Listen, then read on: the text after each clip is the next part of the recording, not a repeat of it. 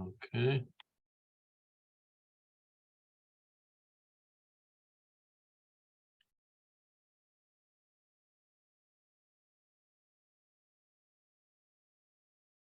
All right. Can you see this presentation okay? Yes, sir. All Yes, right. sir. Moves all right. All right. Good deal. Okay. All right. Well, we've been really looking at the monotheistic religions, and this brings us into some traditional religions. There's a lot of traditional religions.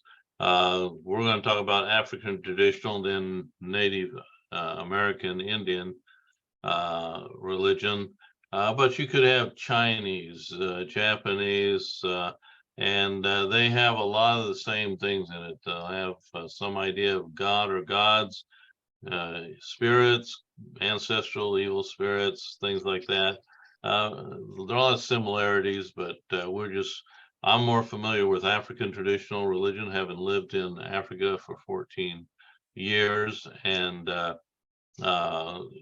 so I use that one as the main one to talk about this. And so we'll be talking about African traditional, and then we'll move in to some of my ancestors, which is Native American.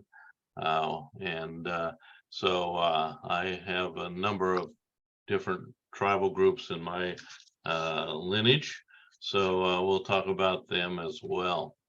So let's go ahead and get started on African traditional. We'll do about half of it and then shut off the recording, and then start it back up for the second half to keep the recordings a little bit shorter, if at all possible. All right, so here you see to the left here is the Meru language. We'll be talking about African traditional religion from the perspective of a particular tribal group called the Meru people. It says, Ninkobo Kedi Antu Vario Bakweja Kiri Mosimanio Jojo Narawa. Jaeje Nkaritana Egoria Antuba Meru no Bakuraga Kwe Kirimana Kenya. Nkaritana Egoria Injera Meru Baturaga Antubaba ne Mogambo Meru. Which translates, I greet you for those of you coming to this meeting today. This time is teaching about the Meru people who live near Mount Kenya. I will be teaching about the Meru, or the Meru people, and where they live. And the name of this tribe is the Meru. Now, most of the African languages like Khmer, but also Native American Indian languages, of course, were not written languages. And when Westerners came along, some of the language would be put into writing. Some languages have died out because they never were in written form. But the Meru language was put into English by the British back in the early 1900s, as Christianity moved into that area. Catholics came, if I remember right, about 1904, and the Methodists came in 1912. And so by the mid 1900s, there was a Bible translation. So most traditional languages that are written came about by missionaries who put the languages in writing, and then translated the Bible into that language. And so that's not unusual. There's a Yale scholar named Lamin Sane, who is a Ghanaian by background, by ethnicity, from West Africa. He's a real famous scholar on African theology and history, and he talks about the fact that it was Christian missionaries translating the Bible into the local languages that actually has preserved a lot of the African languages. And that would be the case with the Meru as well. And so that's part of what we'll talk about some as we go along here. But a lot of what we learn comes from missionaries. Later, anthropologists would come along as well. But anthropologists only come for a few months, and missionaries tended to stay for long term, and they tended to know more about the culture than the anthropologists. All right, so African traditional religions. The title for why we use the title African traditional religion. There's been a lot of ways people have referred to the various religious heritages, these traditional ones. Some have in the past, they've been called the primitive societies or primitive religions, but we don't use that kind of language these days. First of all, who decides what's primitive and what constitutes primitive? We have some things we do in our so-called advanced cultures that probably would be more primitive than are in other cultures. But so trying to come to a title, some have used basic, but this implies kind of a low system, or kind of on an evolutionary scale, that it's the lower part of the evolutionary scale that we talked about, how that anthropology and how religion came into being using an evolutionary scale. So that kind of makes it low on the evolutionary scale, but we've seen that's not the case, because they can have a monotheistic belief system as well. So traditional refers to African religion from its historical and cultural context. And so that's why we use African traditional religion. It seems to be the least of the problems. For it gives reference to, gives credence to their culture and to their history that has come down orally, and sometimes in written form as well. And we'll talk some about that in a little bit. So African religion is rooted in tradition rather than written form. You can't go back, into the 1800s and find stuff written by the Meru people like you can in other societies that have a written language early on. And so this is true of a lot of African traditional religions, certainly true of most Native American religions as well. So keeping that in mind, that means a lot of what we have was written later by people who were studying this, whether it was the people themselves. A good book on Meru that came out when we were living in Kenya among the Meru was written by a Meru guy working on his PhD at the University of Nairobi. And he did a really good job of looking back at the traditions of the Meru people. And that's where you find most information. And usually whatever countries were involved in colonizing an area, particularly the British were very much did a lot of studies on different African traditional religions. And some of it was real good, others of it not so accurate, but it at least gives some information.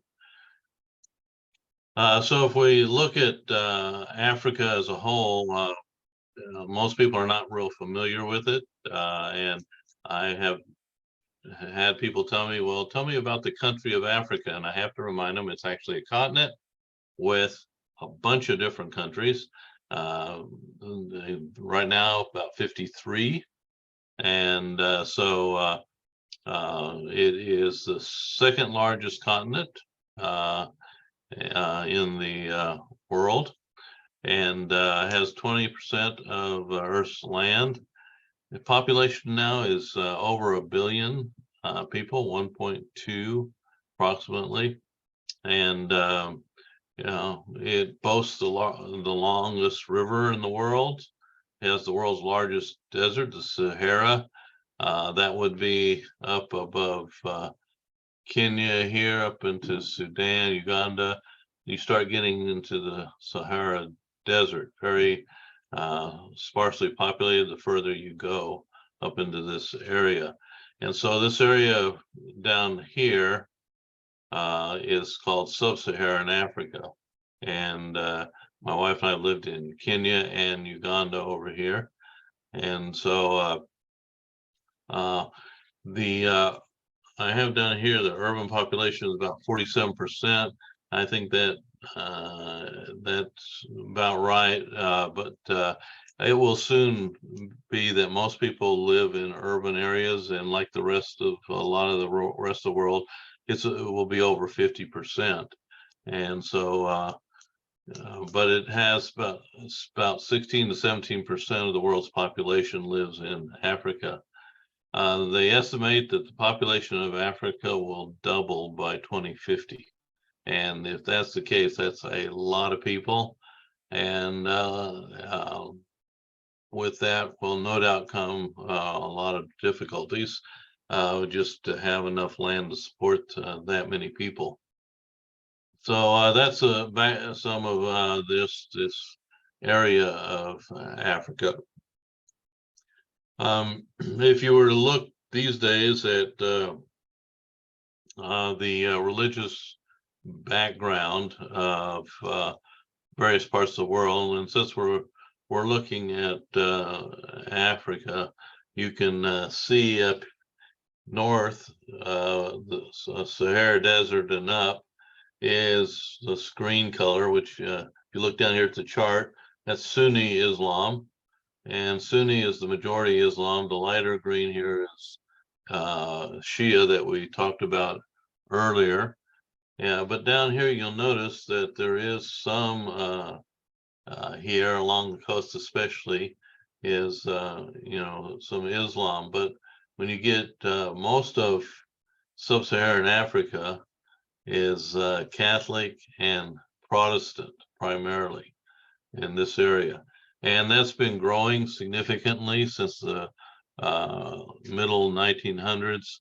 And so there has the African traditional religion holds a lot of things in common with biblical teaching on God.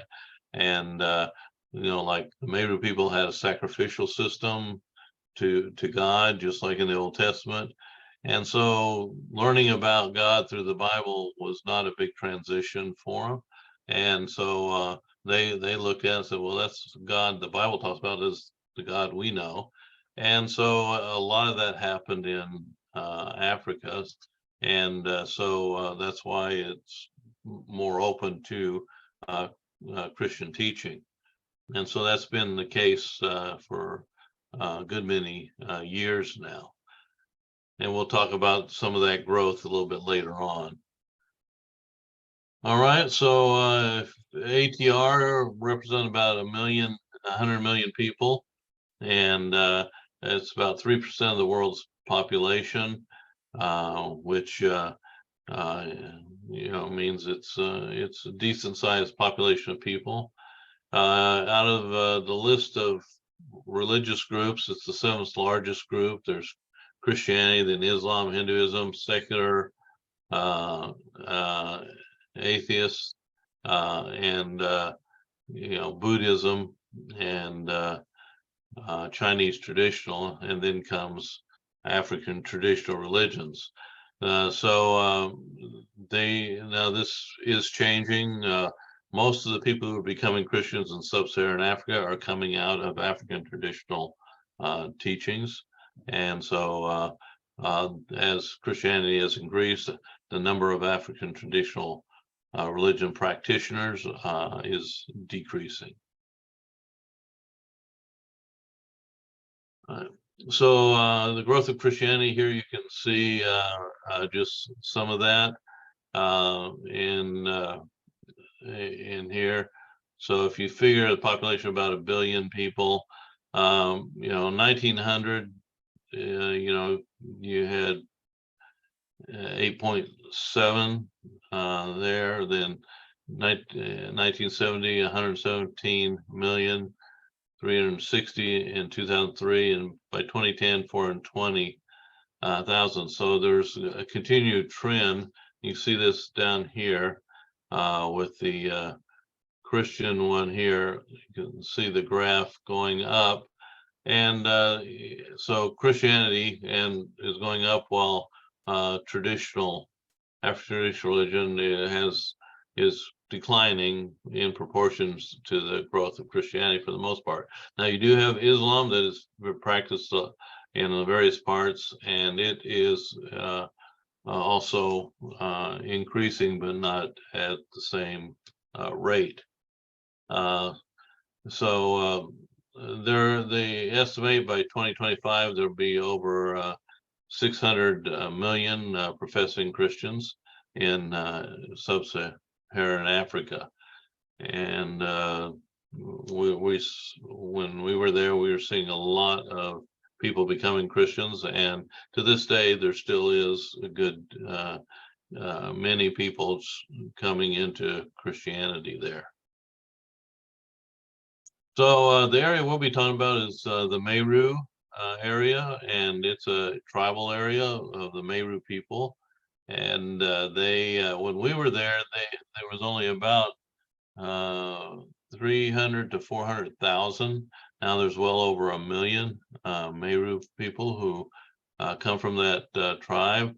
They live in the hills near that come off of Mount Kenya, and Mount Kenya is 5,199 meters high.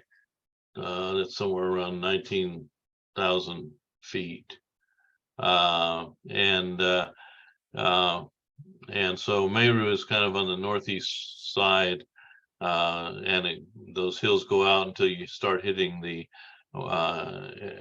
more arid areas moving towards the Sahara Desert.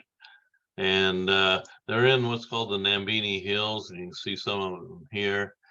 We worked in a lot of these areas in the hills. When we were there, we were planting churches and then training leaders there.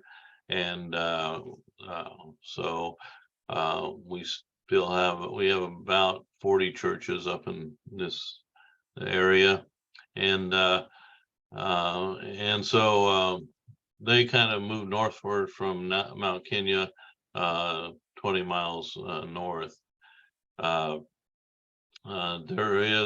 Kenya was the site of a sacred place where you could take sacrifices up the mountain and offer a goat or sheep, and that was one of the ways they offered a sacrifice to Marungu, who we'll talk about in a little bit.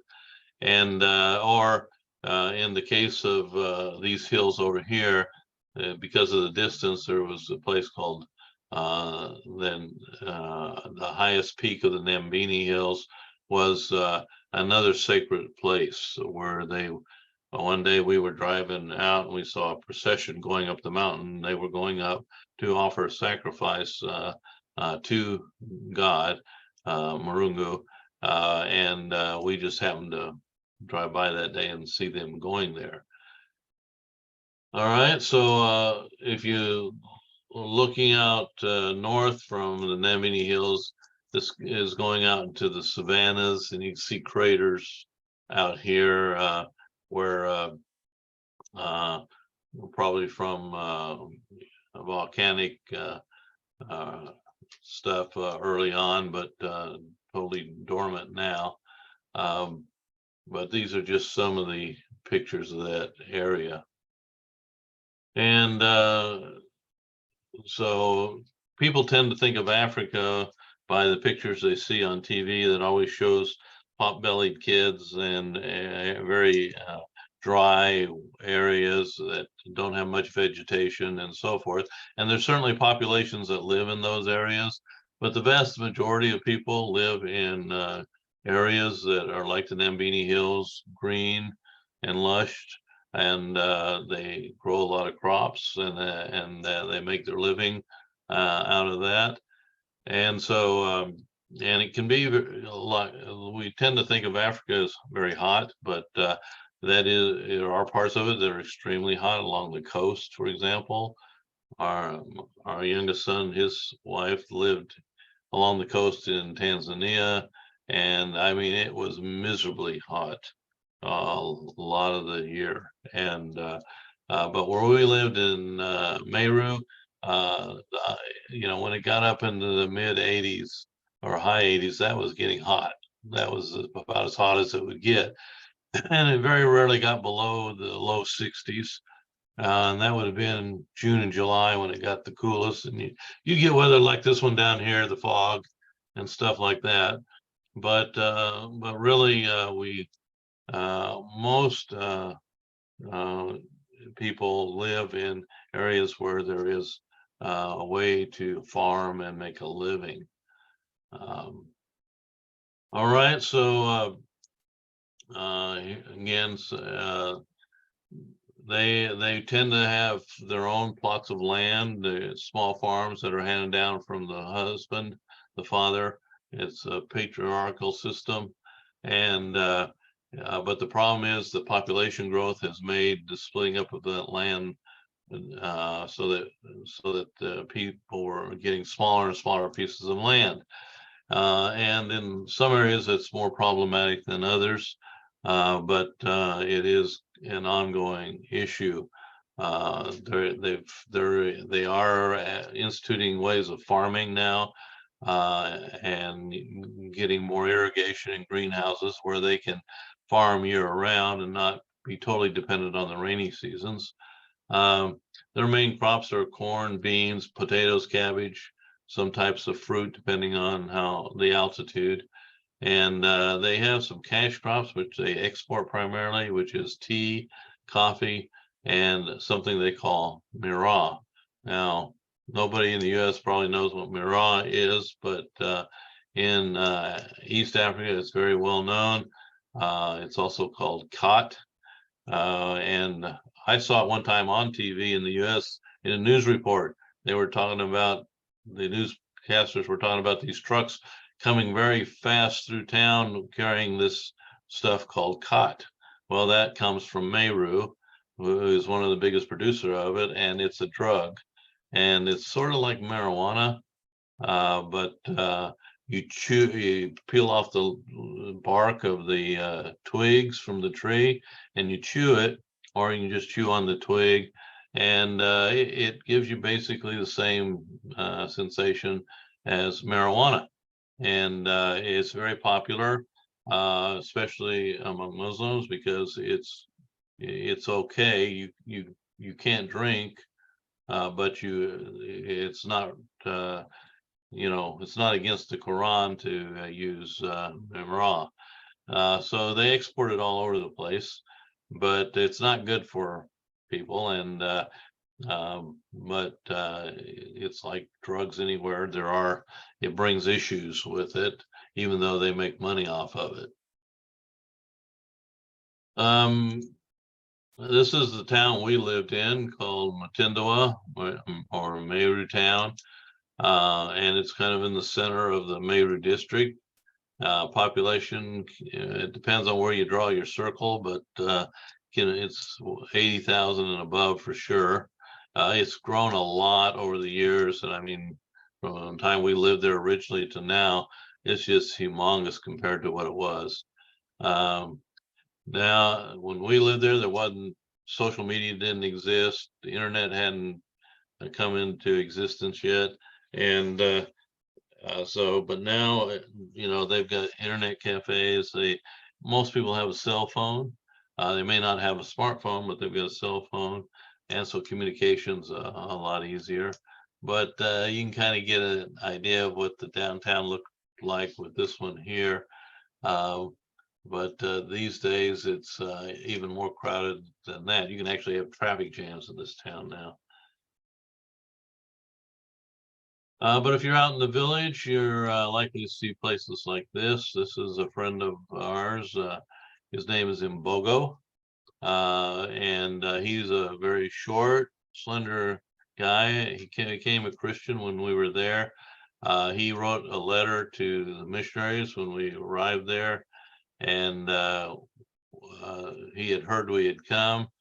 He had studied the Bible through World Bible School, but there were no churches in his area, and so he wrote and asked us to come visit, and we did. And he lived in that time it was a pretty remote place because there wasn't any really good roads out to it, but now there's a main road to it.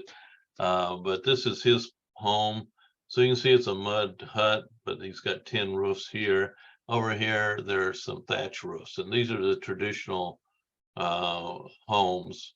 And usually the house will be here, and this little square place is a kind of a kitchen where they cook on an open fire and stuff like that. But this would have been typical, but nowadays you'll see more like this, but more people have started in this area. There is a lot of stone, so they can build stone houses, but you can also see wood houses.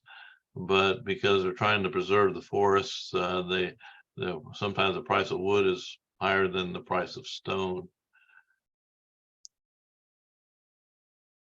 Here's an example of some cooking. When they have a large group of people, I took this picture when we were having some kind of meeting, and this lady's cooking food. Usually, this is what uh, a traditional meal was like a mix of corn, beans, potato, onions, greens, boiled together, and that was their traditional food. Unfortunately, these days, rice has become so plentiful and so cheap compared to other things that people are eating a lot of rice. The problem with rice is that it's high starch and it's ruining people's health. And so it's unfortunate in that way. But when it's the cheapest thing to buy to eat, when you don't have a lot of money, that's what you buy. And it's bringing in a lot of diabetes and other problems because of that not having a good diet. And so they also use millet to make what they call nkima, or in Swahili, ugali. It's kind of it's like I've always in America, if you've had cream of wheat and you let it sit and it gets solid, and so that you could cut it, and that's what this nkima is like. And you usually eat it with greens and things like that. It's very good. Their traditional food is extremely good and healthy food. Here you see some ladies. This was at a church meeting, and they were cooking this up for a large group of people meeting that day. This is not an unusual sight for see people carrying things on their back in baskets. Usually they're working carrying crops, or a lot of times you'll see someone with this, they'll have tea leaves in the back, things like that. And they don't have the luxury of a lot of vehicles and things like that, although they're getting more and more these days. But this is a pretty common sight. All right, so a little bit about the worldview, the Meru African traditional worldview. Um, as we went through the worldview slides, we talked about, the different models of worldviews, and one of them was this one that we looked at earlier. Now, remember, there is many tribal groups, There are, in Kenya alone, there's some 60 plus languages. So they tend to communicate across languages with Swahili or English. The Swahili was a traditional trade language between cultures. But when the British came and English became the language of education, so when you're there, you'll hear people talking generally in at least 3 languages. And I know guys that are illiterate in 6 languages, but they speak a lot of languages. But So we looked at this last time, and so when we went to Meru, we had to learn about the culture and learn about God. And one of my jobs was I was to study the concept of God in their culture. Others were studying other aspects of their culture, like their age sets or their certain practitioners and in their culture, religious or otherwise.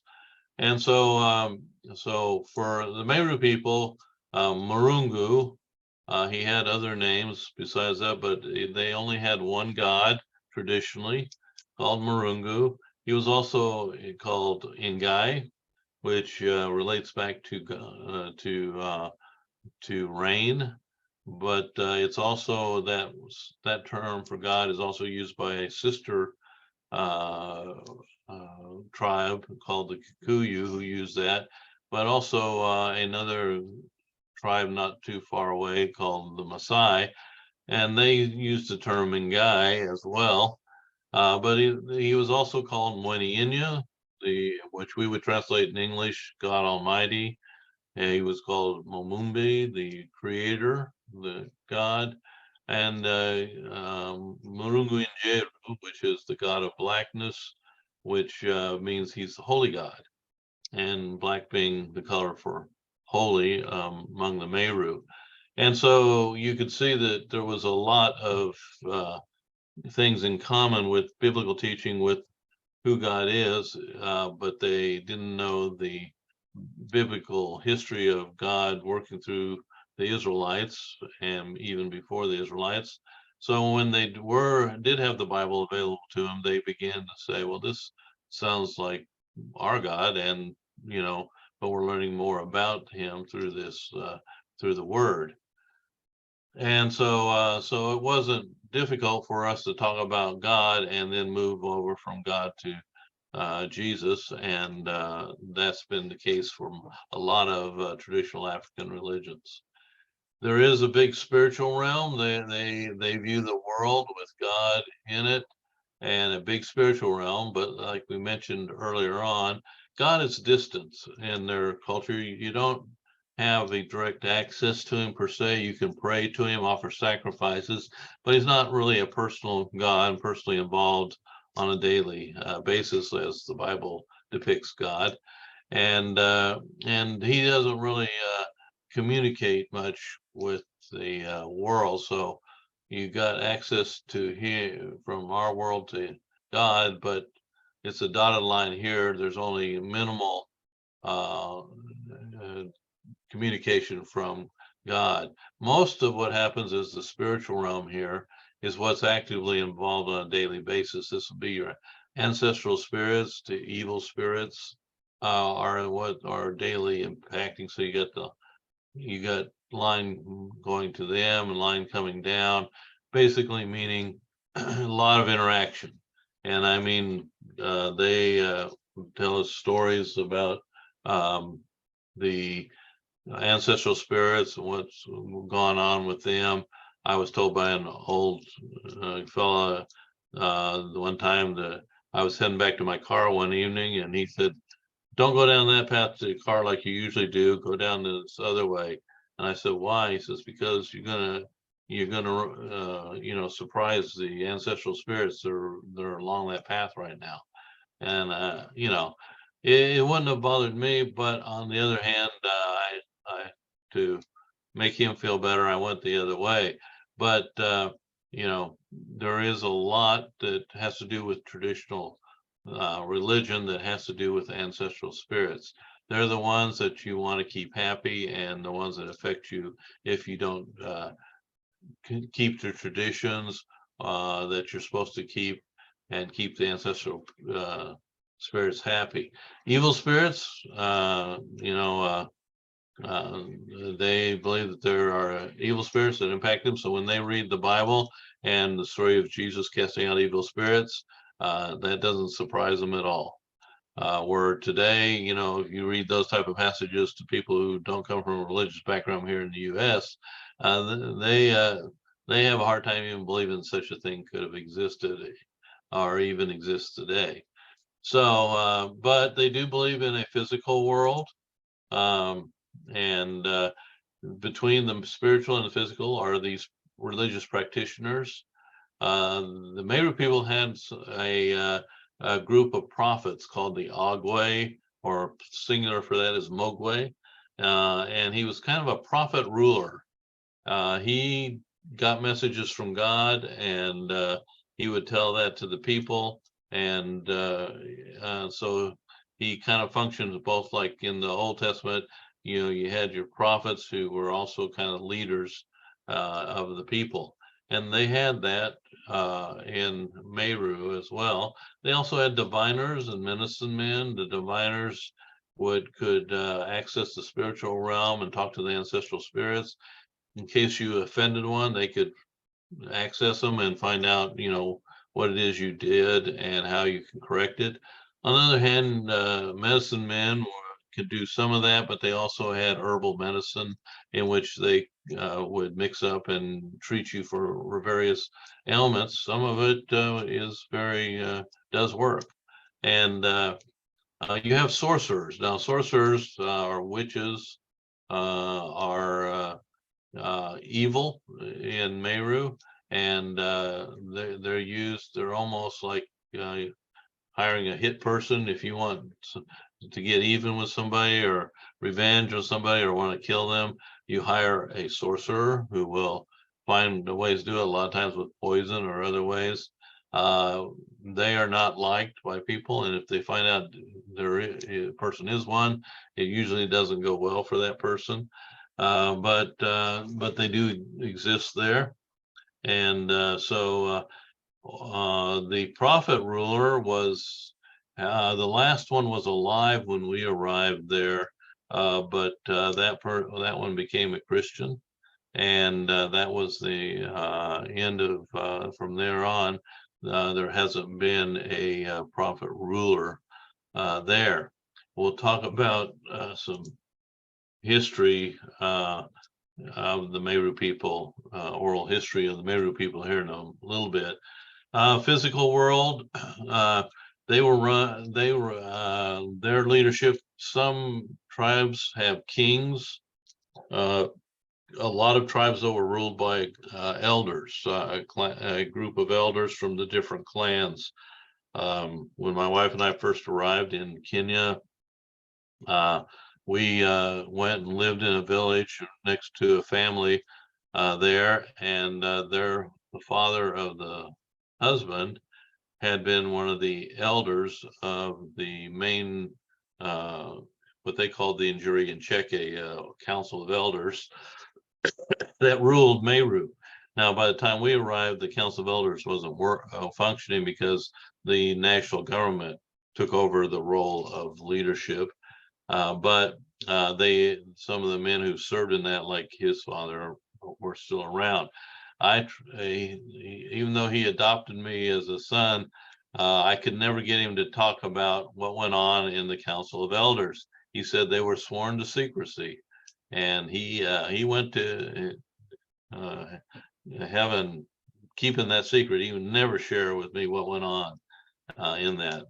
But you have age sets, ceremonies, and so you grow up as a child, but then you go through ceremony of circumcision. This is both for male and female in their culture, and that moves you from being a child to adulthood. And they also had other kinds of ceremonies, marriage ceremonies, death ceremonies, and So fairly typical of most cultures. They did have the sacrificial system that I talked about, but as more have become Christians, Christ's sacrifice has taken the place of that. All right, so this is just a similar one to the Meru, just to give you an idea that other groups are like this. This is the worldview of the Batutsis, Bahutu, and Batwa. If you remember, Rwanda had genocide between the Tutsis and Bahutu, and but if you look back at their traditional understanding, they have one very similar to the Meru people. Differences in their view of the spiritual realm. It had 3 levels, which doesn't Meru people don't have that, but otherwise it was pretty much very much the same. So some elements of ATR. There's a recognition and worship of one high God who is usually remote and not involved on a daily basis. And you'll find a lot of African traditional religions have the one God. Some of them have usually that don't have multiple gods, still have one high God, but with other gods as well as in some of them. They emphasize the importance of good relationship with ancestral spirits. This is very common that they don't see the world as you got the physical world and the spiritual world as something that's totally separate, and we tend to have a strong dichotomy here in the West of, well, yeah, there's a physical realm and then there's a spiritual realm, if it exists, would be some people's view. And we make a strong dichotomy. For them, the two are mixed and interact quite a bit. There's a lot of emphasis put on rite of passage in your age set. You usually go through your circumcision ceremony with people from your age group, and their society is organized around these various age sets. They when you talk about death, at least in traditional religion, it was normal. Death was seen as a normal part of the life cycle. You live and you die. They basically have a linear view of the life cycle, not like reincarnation, circular. Because you go from this life to the next life, and you join the ancestral spirits who basically live like they do here on Earth. They have their own farm and stuff like that, and but it's just in the spiritual realm. But if you die young, or there was some other thing, they might think somebody some spiritual reason happened, like you were cursed, or a sorcerer caused the problem or something like that. But they also believe there was natural causes for death. And I asked one time, I said, what happens if a lot of people get sick, a lot of kids get sick and they die, and well, we just say God is harvesting. In other words, they say, well, God just wanted them. And so they had a natural view of people dying from natural causes to supernatural causes. But the world for them is not separated from the spiritual realm, and that fits very well with Christian thinking, which also believes that as well. But there's differences, of course, in what are in the spiritual realm is impacting us. All right, so